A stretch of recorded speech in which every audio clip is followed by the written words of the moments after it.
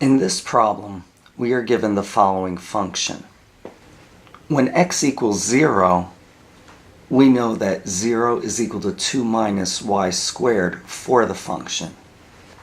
If we add y squared to both sides of the equality, we get y squared equals 2, or y is equal to plus or minus the square root of 2.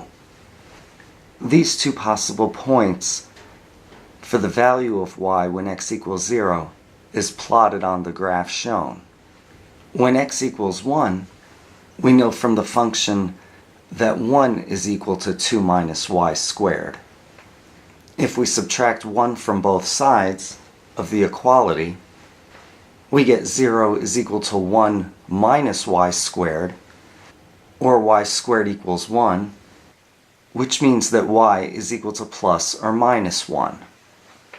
Therefore, when x equals 1, the values of y are also plotted on the graph shown.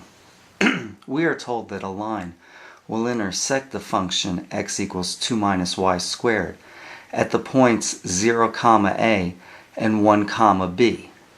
Therefore, any possible line intersection with that function when x equals 0 and y equals 1 would be valid. For example, the line just drawn would intersect the function at the points where x equals 0 and y equals 1.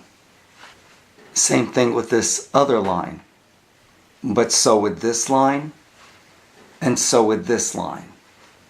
However, this last line drawn would have the smallest possible value for the slope because its slope would be the most negative. This slope is determined by the points x equals 0, y equals plus the square root of 2, and x equals 1, y equals minus 1.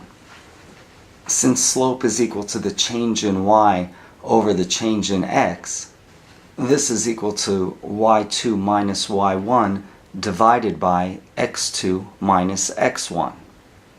Substituting the numbers, we get minus 1 minus the square root of 2 divided by 1 minus 0 for the slope. Therefore, the smallest value of the slope is minus 1 minus the square root of 2.